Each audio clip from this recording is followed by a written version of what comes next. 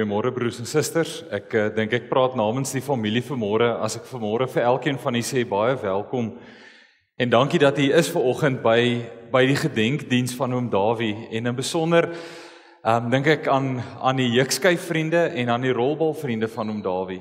Broers en susters, om so by mekaar te wees vanoggend om aan iemand se lewe te dink is 'n wonderlike voorreg. En ek dink die familie se harte is vol om te sien wat se spore oom Dawie in die lewe getrap het. Vir julle as familie vanmôre, ons innige meegevoel vir almal wat hier sit. Maar baie keer wonder 'n mens, wat sê hy op so 'n dag? Hoe begin 'n mens 'n troostdiens? Hoe begin jy 'n gedenkdiens? En ek wil vanmôre begin oor iets wat vir my baie troos bring en dalk vir julle, want as 'n mens ouer word in die lewe, vra mense baie keer en praat mense oor wat is die sin van die lewe en wanneer het iemand 'n vol lewe gehad? Ek weet nie of dat julle al hierdie term gehoor van 'n vol lewe nie, en ek het 'n groot worsteling in my gehad op 'n stadium oor wanneer het iemand 'n vol lewe gehad? Het jy 'n vol lewe gehad as jy oud geword het?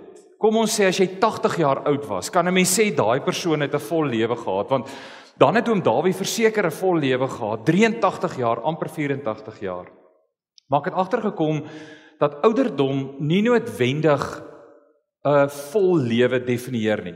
Baie mense word oud, maar hulle lewe is leeg. En dan dink ek, as jy suksesvol was in jou beroep en in jou boerdery, dalk was jy dan iemand wat 'n vol lewe gehad het. En so kan 'n mens aangaan. En ek het baie gedink oor wat is die definisie van 'n vol lewe? En ek het in die woord van God gaan vra, wat is die definisie van 'n vol lewe? En die woord van God definieer 'n vol lewe wanneer iemand so geleef het, dat na sy dood, sy lewe so vol was van die Here, dat dit oorgevloei het na sy kinders en sy kleinkinders en sy familie. En as ek vanmôre so kyk, dan sien ek 'n stukkie van oom Dawie in elkeen van julle. En dit maak dat hy 'n vol lewe gehad het. Oor 10, 15 jaar van nou af, gaan julle as familie en ons as vriende eendag sit en dink en sê, wow, dis hoe oom Dawie dit gedoen het. En daarom wil ek vanmôre sê, as ons 'n gedenkdiens het, dan dink ons aan 'n vol lewe.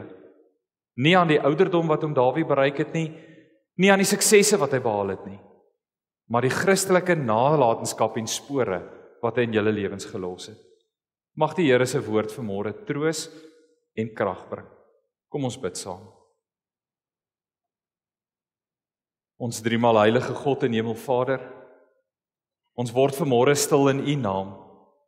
En soos die psalmdigter sê, wil ons sê ook vanmôre, ons kyk op na die berge. Maar Here, ons kom nie vanmôre om te vra, waar kom ons hulp vandaan nie? Ons kom om te bely, ons hulp kom van die Here wat hemel en aarde gemaak het. Here, en ons het vanmôre daardie Here se krag nodig. Ons het vanmôre daardie Here se vertroosting nodig. Here, ons neem vanmôre afskeid en sê totsiens aan 'n groot boom wat nie meer in ons midde is nie. 'n rots, 'n anker, 'n voorbeeld, Here. 'n man van waardes, 'n man van U, Here. En daarom kom ons vanmôre en ons bely in U krag dat ons kom staan met ons hande voor U oop en vra, Here, seën ons met U genade. Seën ons met U vertroosting. Ons bid dit in Jesus se naam. Amen. Broers en susters, die Here groet u vanmôre en hy sê vir u, genade en vrede vir julle van God ons Vader, deur die liefde van ons Here Jesus Christus en deur die gemeenskap van die Heilige Gees. Amen. Kom ons begin met 'n lied vanmôre, 'n pragtige lied, lied 444 vers 1 en vers 2. Kom ons staan as ons dit sing. Wat 'n vriend het ons in Jesus. En ek dink dit is iets wat ons in oom Dawie se lewe kon sien, ook in die laaste tyd wat hy in die hospitaal was. Hy het soos 'n vriend saam met Jesus gestap. Kom ons staan, lied 444 vers 1 en vers 2.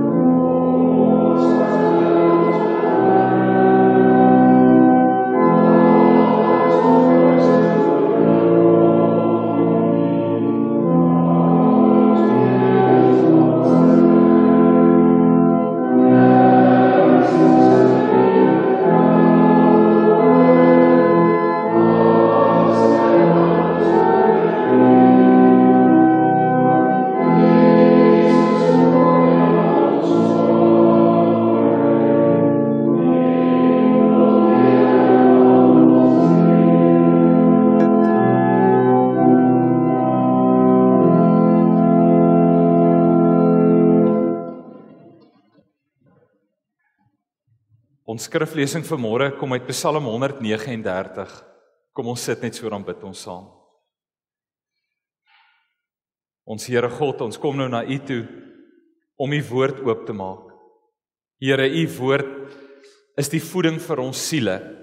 Die water, Here, wat ons siel weer rus en vrede gee. Psalm 23 lees ons, U is die goeie herder wat ons na goeie weivelde lei, na waters waar daar vrede en rus is. En Here, ons wil nou vra dat U woord vir ons vanmôre hierdie weiveld sal wees van vrede en rus vir ons siele. Dat ons in die woord in Psalm 139, Here, in ons droef, in ons troos vanmôre na U kom soek.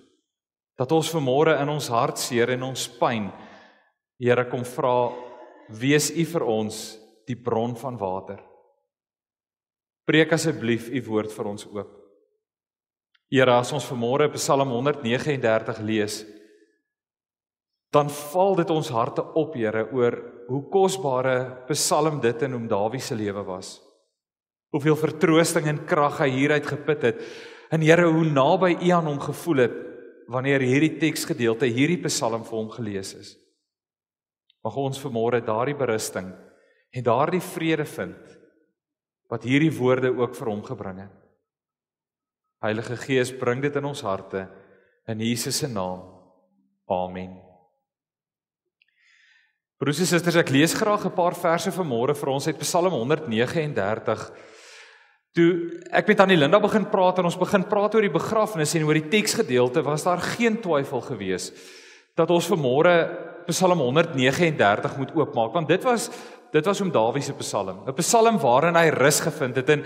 En is altyd vir my wonderlik. Ek sê altyd, die wonderlikste ding wat jy in jou lewe kan sien, is wanneer God se wonderwerke en God se beloftes in iemand se lewe waar word. Ons praat baie van die genade van die Here, en ons praat baie van die wonders van die Here, maar wanneer God se beloftes voor jou oë waar word, dan besef 'n mens in watter teenwoordigheid van God ontstaan. En in Psalm 139 sien ons hierdie Psalm in Dawid se lewe waar word, en ek wil dit graag lees. Psalm 139 vir die koorleier van Dawid, 'n Psalm. Here, U sien dwars deur my. U ken my.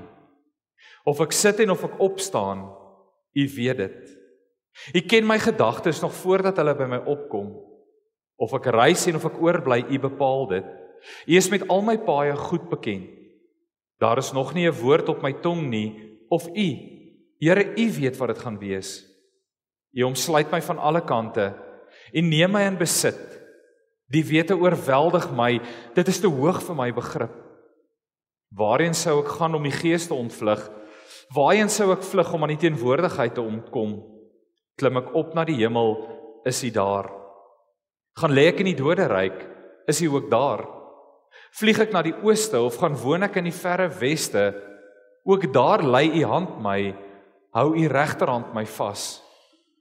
Ek sou die duisternis kon vra om my weg te steek, of die lig rondom my om 'n nag te verander, maar vir U is selfs die duisternis nie donker nie, en die nag so lig soos dag, duisternis so goed soos lig. U het my gevorm, maar aan mekaar geweef in die skoot van my moeder. Ek wil U loof, want U het my op 'n wonderbaarlike wyse geskep. Deurgrond my, o God, deurgrond my hart, ondersoek my, sien tog my onrus raak. Kyk of ek nie op die verkeerde pad is nie, en lei my op die beproefde pad. Ons skriflesing vanmôre sover. Broers en susters, op 'n dag soos vandag in 'n week wat verby is, kan 'n mens nie anders as om te dink oor die dood nie. Die dood is 'n onderwerp wat ons as mense, as kollektiewe menslike samelewing oor die algemeen verkies om te vermy. Want niemand van ons wil dink aan ons eie verganklikheid nie. Niemand van ons wil dink daaraan dat daar die moontlikheid bestaan dat ek die tydelike met die ewige verwissel nie. Die dood is 'n gedagte wat vir ons vreesaanjaend is en waaraan ons nie graag wil aandag skenk nie. Maar elke nou en dan, en baie keer met 'n geliefde wat naby ons leef, word ons gekonfronteer met hierdie realiteit, met die werklikheid van die dood. Van tyd tot tyd het ons nie 'n keuse om dit te ontseil nie, en dan besef ons dat die dood soos 'n donker skaduwee oor elkeen van ons hang. Oor elkeen van ons se lewe is daar 'n donker skaduwee en ons noem dit die dood.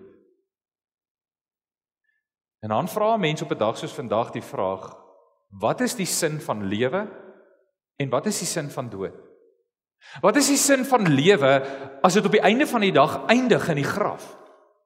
En wat is die einde van die sin van die dood as dit die einde is van alles? En ek het 'n stelling wat ek graag maak en sê die enigste plek waar lewe en dood sin maak is by die voet van die kruis. En dit is vanmôre waar ons moet gaan soek as ons probeer sin maak uit hartseer uit dood uit rou uit. Nou, ek wil hê ons moet vir 'n oomblik vanmôre dink aan hierdie Psalm, aan Dawid wat hierdie Psalm skryf en hy sê, Here, U sien dwars deur my. Dawid het 'n intense vrees aan hom. Heel moontlik is Dawid besig om vir sy vyande te vlug en op hierdie stadium is Dawid heel moontlik bevrees vir sy lewe. Hy's beangs. Hy dink dalk dat hy binnekort gaan doodgaan. En dan wonder 'n mens, hoe dink jy oor die dood? Nou, ek wil vir jou 'n storie vertel uit my eie lewe uit oor hoe die dood begin sin maak het. Nou, ek sien baie van die mense sal nog die era verstaan toe ek 'n kind was. Dis omtrent 'n goeie amper 40 jaar terug, was ek 'n klein laaitjie gewees. En ek vertel altyd die storie, ek het in 'n klein dorpie in die Noord-Vrystaat groot geword, Botawil.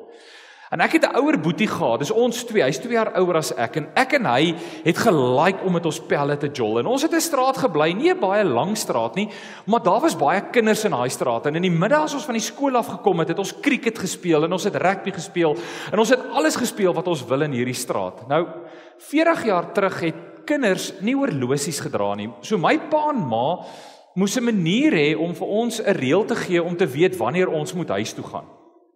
Nou, 40 jaar terug het ons in 'n wonderlike tyd geleef. Kinders kon vrylik buite speel. Daar was nie al hierdie drade en mure voor huise nie. En dit was veilig, maar die tweede ding is die straatligte het gewerk in die dorpe. En ons reël in die huis was, my ma het nooit gesê, Jannie, Rian, julle moet 6 uur by die huis wees nie. Haar reëling was, dat as die straatligte aankom, dan moet ons huis toe gaan. Dit was die reëling gewees. En al die straatligte het gewerk.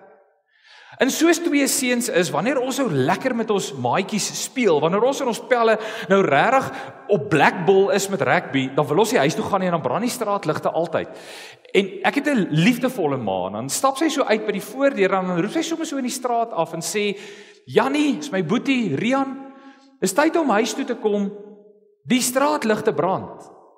En dan het ons die Black Bull net daar gestop en huis toe gegaan. Nou broers en susters, op 13 Junie, Vrydag verlede week, het die Here uitgestap en vir hom Dawie gesê, Dawie, is tyd om huis toe te kom, die straatligte in die hemel brand vir jou. Is lekker en wonderlik saam met jou geliefdes, is wonderlik saam met jou vriende en alles wat jy hier gedeel het. Maar Dawie, dis nou tyd om huis toe te kom. En dis hoe Dawid en die woord van God praat oor die dood. Ons dink baie keer, vir die gelowige is die dood hierdie vreesaanjaende oomblik, maar wanneer die woord van God en wanneer Dawid in Psalm 139 oor die dood praat, is dit asof hy wil sê, God stap uit op 'n dag net en hy sê, Dawie, dit is tyd om huis toe te kom. En verlede Vrydag, die 13de Junie, was dit om Dawie se dag. Dawie, is tyd om huis toe te kom, die straatligte brand. Maar hoor hoe mooi pad het die Here met hom Dawie gestap. Dat hierdie Psalm sy hartspsalm was, dat dit die Psalm was wat ongetwyfeld sy lewe vanmôre as 'n gedenkdiens moet saamvat. Hoor hoe mooi praat die Here. Hy begin met die woorde en hy sê dis 'n Psalm van Dawid. En dan begin Dawid met hierdie woorde en hy sê, Here, U sien dwars deur my. U ken my. En dan gaan hy aan, of ek sit en of ek opstaan, U weet dit. U ken my gedagtes nog voordat hulle by my opkom. Of ek reis en of ek oorbly, U bepaal dit. Daar is nog nie 'n woord op aan die tong nie, maar U weet wat dit gaan wees. Nou die vraag is, hoekom ruk hierdie Psalm oom Dawie so diep in sy hart? Nou broers en susters, u ken die pad wat hy die laaste 2 maande gestap het. Van die diagnose af, die pad en hoe hy swakker en sieker geword het en hoe moeilik dit was. Nou broers en susters, ons Afrikaners, en ons is 'n groot boerdery gemeenskap wat vandag hier is. Ons Afrikaners het 'n manier om mekaar te groet. Voor die diens ook, stap ons na mekaar toe en ons manne steek die hand uit en ons vra altyd, hoe gaan dit met jou? En ons gee mekaar die hand en dan so half outomaties, amper so robotagtig, antwoord ons, dit gaan goed met my. Maar eerlikwaar, dit gaan nie altyd goed nie. Daar kom tye in ons lewens, waar dit terrible sleg gaan. In almal van ons lewens. Baie keer plak ons vir die wêreld maskers op. Baie keer sit ons vir die wêreld 'n masker op met net so 'n breë glimlag, en as die wêreld vir ons vra, hoe gaan dit? Dan sê ons vir die wêreld, dit gaan baie goed. Maar hier binne is die storm so fel, dat jy dink, jy gaan dit nie maak nie. Want partykeer in die lewe, gaan dit nie goed nie. En daar was 'n tyd, waar dit ook nie met hom Dawid goed gegaan het nie. En dan vind hy vrede in Psalm 139. Want jy sien, daar kom 'n tyd in jou lewe wat jy nie meer vir mense kan sê hoe bang jy is nie. Jy kan vir mense sê ek is bang en jy kan dit selfs op 'n telkaart sê ek is 9 uit 10 uit bang, maar niemand voel jou angs nie. Daar kom 'n stadium wat jy alleen met jou kommers en jou vrese sit en dan kom hom Dawid en hy vind in Psalm 139 sy vrede. Want hoor wat sê hierdie Psalm, hy sê, Here, U sien dwars deur my. Here, by U hoef ek nie maskers op te sit nie. Toe hy hier in die hospitaal gelê het. Broers en susters, as mense hom besoek het, en baie keer is ons so, sit ons 'n masker op, hoe gaan dit gaan goed. Maar by die Here jou God hoef jy nie 'n masker te dra nie. Want die Here sien dwars deur jou. En dis Dawid se troos. Dis waarin Dawid vrede vind. Want by my Here God kan ek net wees, want hy sien dwars deur my. Hy sien my raak. Nou ek wil hê jy moet saam met my 'n oefening doen. Ons sê baie keer vir mense, die Here ken my. Mense sal baie keer vir jou sê, die Here ken jou. Maar ek wil hê, vir 'n oomblik by jouself, sê die volgende sin in jou gedagtes, en dan sit jy 'n vraagteken agter die sin. Die Here ken my. Sit nou 'n vraagteken agter daai sin. Die Here ken my. 7 biljoen mense op die aarde, en die Here ken my. Kan daar 'n groter troos wees as dit, dat die skepper van die hemel en aarde my ken? Here, U sien dwars deur my. U ken my. Dawie van Niekerk, Rian van Sail. Here, of ek sit en of ek opstaan, is daai tye in die lewe wat jy weet nie wat moet jy doen, jy's rusteloos. U weet dit, Here. Hy sê of ek reis en of ek oorbly. Partykeer voel dit jy wil weghardloop van alles af. Hy sê, Here, dit voel of ek partykeer wil weghardloop, maar ek kan nie. U is by my. Here, my mond is so droog. Ek kan nie eers meer woorde kry om te sê hoe seer ek het, of hoe sleg ek voel, of hoe bang ek is nie. Maar Here, die woorde hoef nie eers op my mond gevorm te word nie, en U weet wat dit is. En dan vind Dawid, en om Dawid vrede in hierdie woorde van vers 5 en 6. Here, U omsluit my van alle kante. Die beeld wat hier gebruik word is soos iemand wat sy hande oor jou plaas en jou toevou. Dawid, ek vou jou toe met my hande, daar waar jy lê in die hospitaalbed.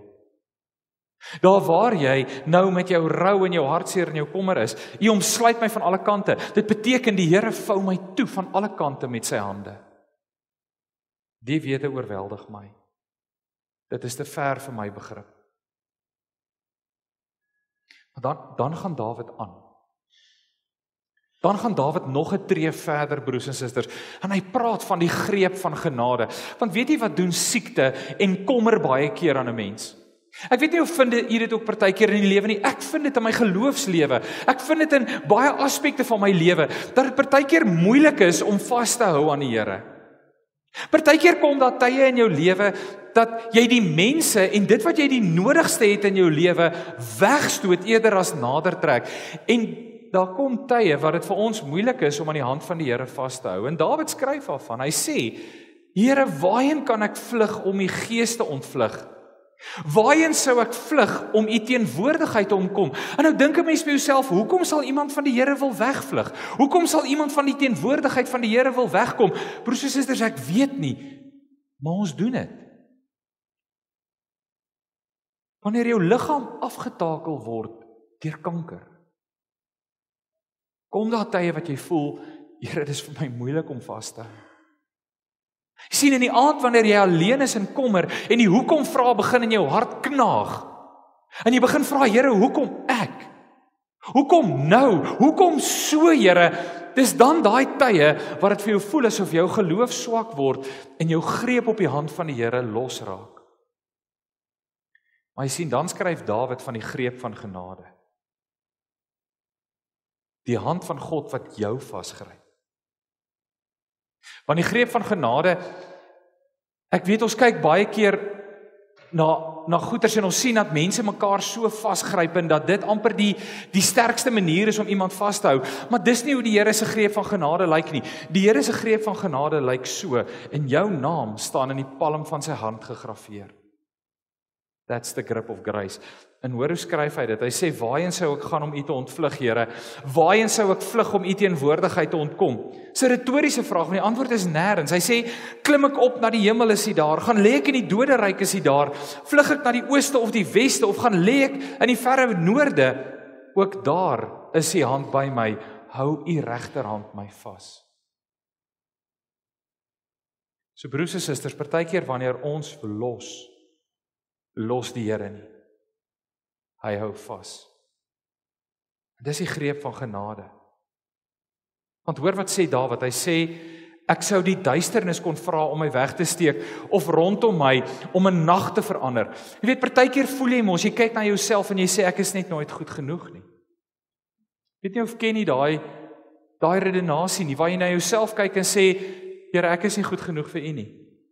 Wie is ek om u genade te ontvang? Wie is ek om op u genade te kan staatmaak? Kyk net na my lewe, Here. Of jy dink ek is nie goed genoeg vir my man of my vrou nie. En dis wat Dawid sê, hy sê, kan die duisternis my nie eerder net toemaak nie, Here? Ek wil u net los, Here, En dan sê hy, maar selfs vir u is die duisternis nie donker nie. Is die nag so goed soos dag. Here, u genade maak my goed genoeg vir u. En jy weet, dis waar ons troos vind. Dis die greep van genade. En dis die greep waarin Dawid geleef het en waarin hy vasgehou is. En dis die hand van genade en die greep van genade waarop ons vanmôre staat maak. Die greep van genade wat jou as familie, jou as vriend vasgryp vanmôre. En dan hierdie mooi woorde. U het my gevorm, my aan mekaar gewewe in die skoot van my moeder. Ek wil u loof, want u het my op 'n wonderbaarlike wyse geskep. Jy sien die wonder van wie ek is, realiseer die dag wanneer mense aan my dink as ek nie meer hier is nie. Dan kom die volheid van God se plan met 'n lewe na vore. En ek wil afsluit met 2 gedagtes.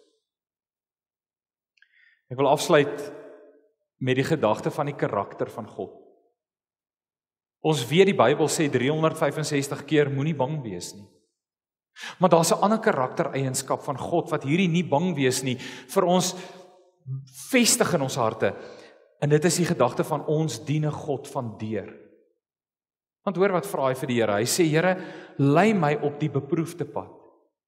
Eintlik sê hy hier in die Hebreëus, as jy dit letterlik vertaal, hy sê, Here, lei my op die pad wat na u huis toe lei. Want jy sien, ons God is 'n God van deur. Hy vat ons nie net tot by die dal van doodskaduwee nie. Hy lei ons deur die dal van die doodskaduwee tot by sy huis. Nou, wanneer 'n mens in sekere fases van jou lewe is, dan is daar sekere goed wat jy baie doen en kyk. En in die fase waar ek is met my kinders, kyk ek nogal baie kinderflieks.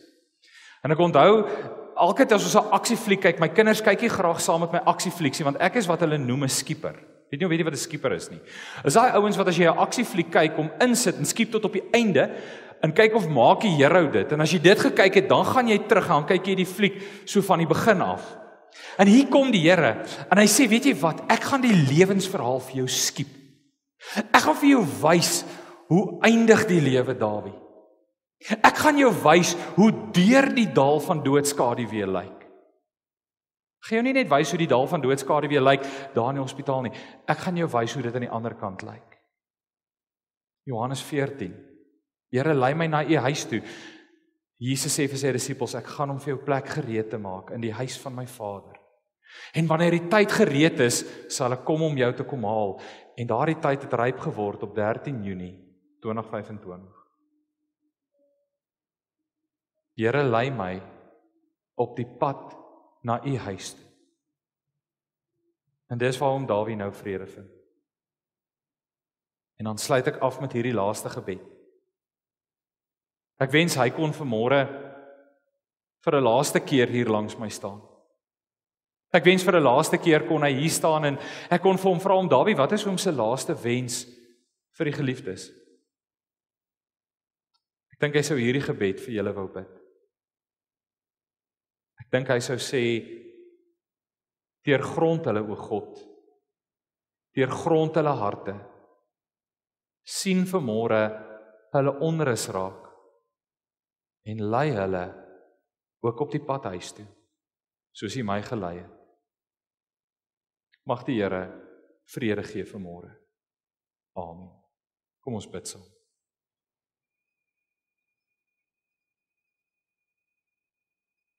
Ons driemaal heilige God en Hemelvader, dit is in die stilte wat ons die teenwoordigheid aanvoel.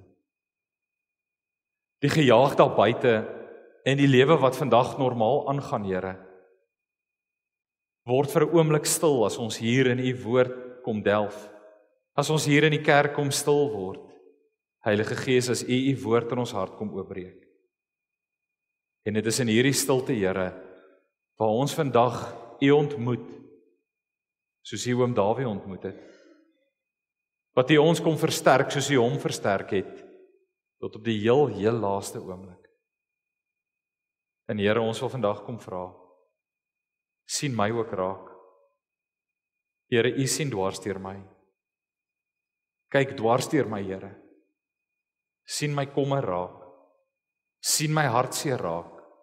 Sien my vrees raak. En Here, as u dit raak sien, vertroos my, Here. Gee my krag en gee my hoop. Amen.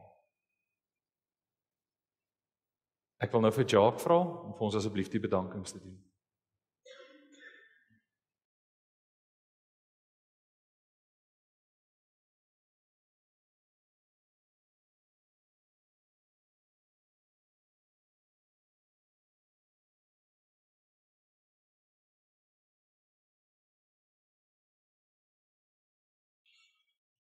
Paar bietjie renons gehad en al op blyke, so ek gaan net 'n paar herinneringe wat ek as kind kan onthou deel.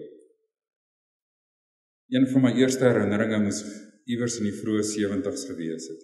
Die dag breek bloedrooi oor die horison. Ek hoor die gedreun van die Fiat 550 trekkertjie. Ek spring op en gaan sit in die breë vensterbank van my kamer in die ou kliphuis op Sunnyside, die plaas waar ons groot geword het. Die silhouet van die 550 en die 3-skaar Ferguson ploeg breek die horison. Pa agter die stuur. Ek kan hom uitken aan sy hoed. Die nagskof is verby. Later jare sou ek en Leon die nagskofte met die ploeg moes vat. Leon was die boer, ek was die rebel. Die 550 trekkertjie het plek gemaak vir 4-wiel 640's. Hulle het daarom kragstuur gehad en die 4-wiel aandrywing het gehelp om die neus op die grond te hou. Vroegoggend sou pa die mense bring vir die volgende skof en ons help om die holvore van die nagse werk toe te maak. Dit sou eers baie jare later wees dat ek die waarde daarvan besef het. Op sy manier het hy ons leer werk en die deursettingsvermoë vasgelê wat daarmee saamgaan. Dit is 17 April 1974. Die geel Ford Fairlane brul as ons die opdraan uit die dorp verby wil verpak plaas toe vat. Dis net ek en pa. Die dennebome weerskante van die pad flits verby. Ek sit op die lang bank Ek sit op die langbank voor in die Fort Lance Spa. Ma is in die hospitaal met die pasgebore tweeling. Dis 'n boetie en 'n sussie, hulle naam is Leon en Sonja, sê pa trots. Terwyl hy vir my kyk, met sy blou oë en weglê snor en lang sakkies.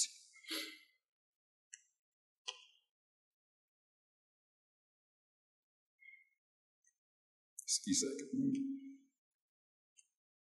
Hy sit terug en kyk vir hom uit. Hy lyk tevrede. Ek dink hy was trots op ons kinders, al het hy dit nie altyd gesê nie. Iewers in 1976 ry pa oor Leon se bobene met die ou bed vertrok. Ek onthou die angs in sy oë toe hy met Leon in sy arms van die skuur af gehardloop kom. Ek onthou die jaag in dorp toe met die rooi Datsun, Leon op ma se skoot en trane wat teen haar wange afrol. Ek en Sonja met groot oë op die agtersitplek. Leon sou 100% herstel van die ongeluk. Ek onthou die vragte graan wat pa met die steekse bed vertrok Afrika Skop silo toe aangery het. Ek onthou hoe hy kon vloek as die bed versukkel om 'n rad te haak. Ek onthou die kuiers in die ry met die ander boere terwyl ons wag om te laai. Pa se stories was altyd snaaks en hy het die klomp laat lag. As die ry soms tot by Leon Levine se winkel op die hoek gestrek het, sou pa vir ons wors en toffies daar gekoop het en vir almal uitgedeel het.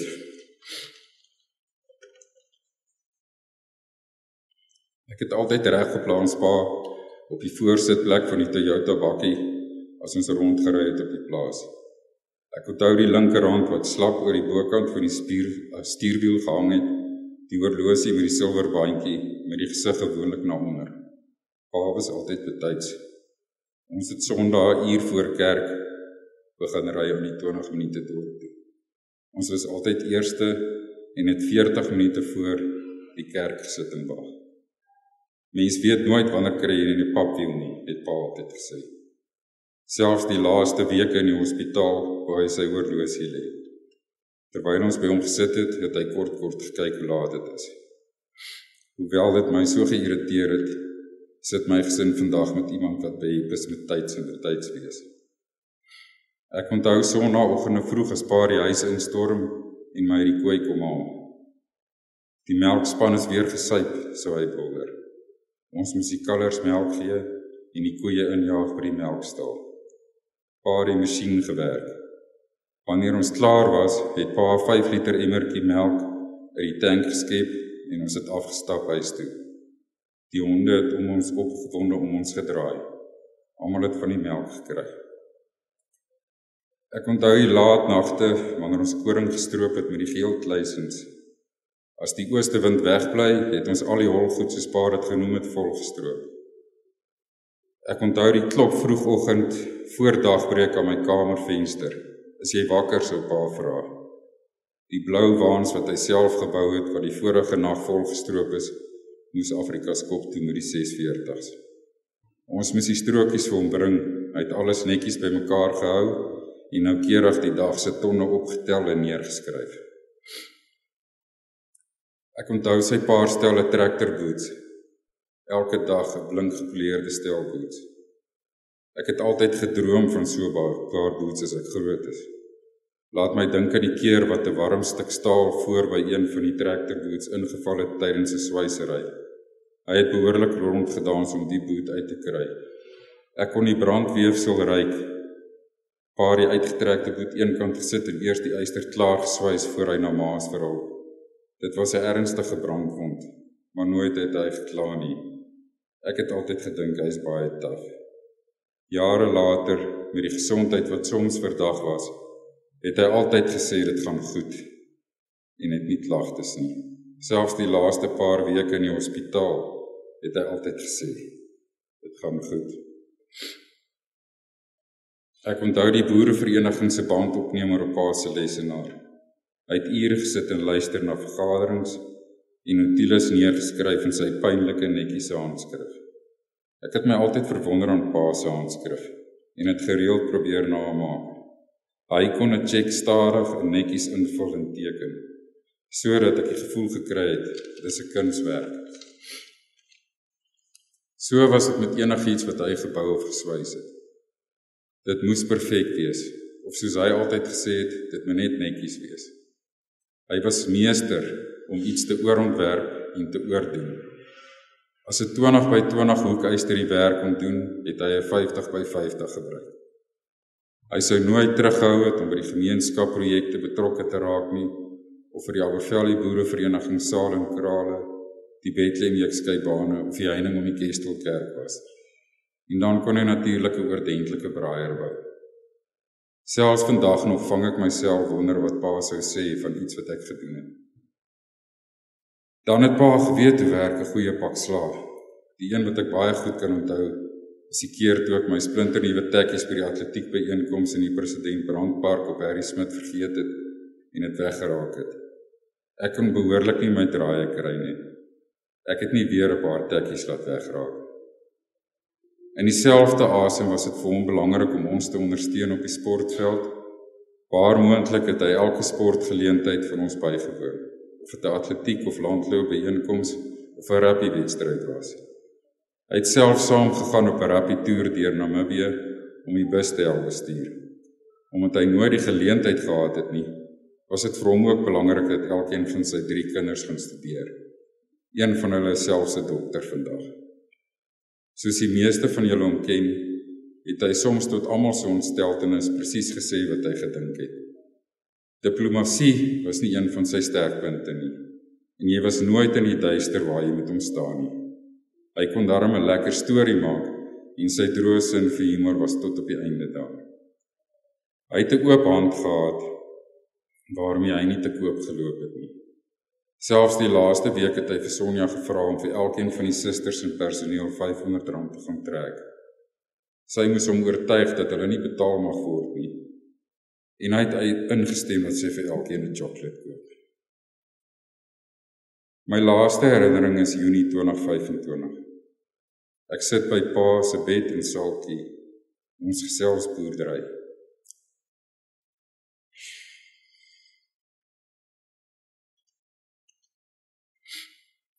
Hy wil weet van die strope.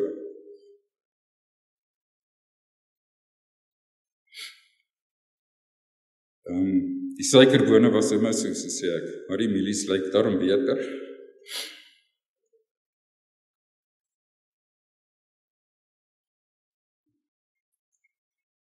Ja nee, sê pa, dis die man, dis boerdery. Ek kyk op na die monitor, ook met sy uit. Hoe lyk dit, vra pa? Dit lyk goed, sê ek. Pa kyk op sy horlosie. Ek groet hom. Hy lig sy hand. Met sy wysvinger uitgestrek in my rigting as ek uitstap. By die deur kyk ek 'n laaste keer terug. Sy oë is toe. Hy slaap rustig.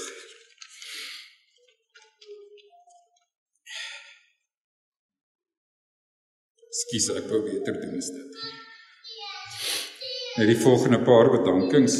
Eerste, die dokters en personeel van eenhede PNK Bloemfontein Medikliniek, Dr. Casper Troski, die chirurg, Dr. Berg, Dok die internis en Pieter Kreer die narkotiseer, Skalk Wensel die fisioterapeut, Suster Petra Jackson, Shamainiel die dieetkundige, TP, Paat vir TP Transvaal Province genoem, Karabu Amu van eenheid P, KB Shoes Boomie Amanda Series van eenheid K, die dialyse eenheid, baie dankie vir julle bystand en ondersteuning. Doemer Rian vir jou tyd en die gepaste boodskap vandag, die Stelvisser vir jou tyd en vir die speel van die orgel vandag. Baie dankie aan Elserina en Marisa vir die reël van die verversings. Vir elke persoon wat hier is vandag en al die boodskappe en oproepe selfs uit die buiteland, dit word opreg waardeer. Ek wil niemand uitsonder nie, maar wil net noem van die familie om Gert en die Grace en die Petro, julle besoek en ondersteuning en Dion, Stel, Shell, baie dankie. Dan vir Kobus, waar begin ek? Jy sit ons gewonde van die kerk se altyd in die binnebaan. Ten spyte van jou hoë werkslading het jy elke dag 'n paar keer by pa gedraai en dan soms ook almal se slinger gedraai. Ons waardeer al jou moeite en omgee. Dankie aan Sonja wat ure by pa se bed deurgebring het en hom met soveel deernis bygestaan het. Dankie aan ma. Dit sou Desember julle 60ste huweliksherdenking gewees het. Dit was nie maklik nie, maar ma was daar tot op die einde. Ons waardeer dit. My eie familie, Erika, Ruben en Lara, wat die fort gehou het op die plaas tydens my besoek aan pa in Bloemfontein. Baie dankie.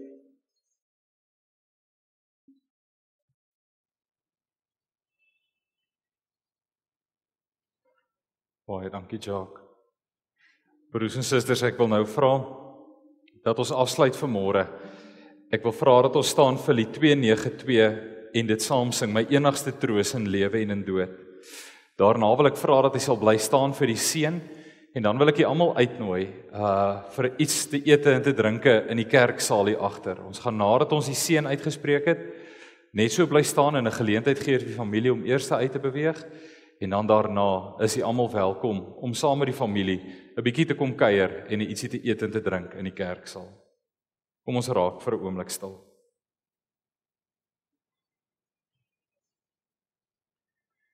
Ek glo in God die Vader, die Almagtige, die Skepper van die hemel en die aarde. Ek glo in Jesus Christus, sy eniggebore Seun, ons Here, wat ontvang is van die Heilige Gees, gebore is uit die Maagd Maria, wat gelei het onder Pontius Pilatus, gekruisig is, gesterf het en begrawe is, en ter helle neergedaal het, wat op die 3de dag weer opgestaan het uit die dode, wat opgevaar het na die hemel en sit aan die regterhand van God, die Almagtige Vader, vanwaar hy sal kom om te oordeel die wat nog lewe en die wat reeds gesterf het. Ek glo in die Heilige Gees. Ek glo aan 'n heilige algemene Christelike kerk, die gemeenskap van die heiliges, die vergifnis van sondes, die opstanding van die vlees en 'n ewige lewe. Amen. Kom ons staan, die 292.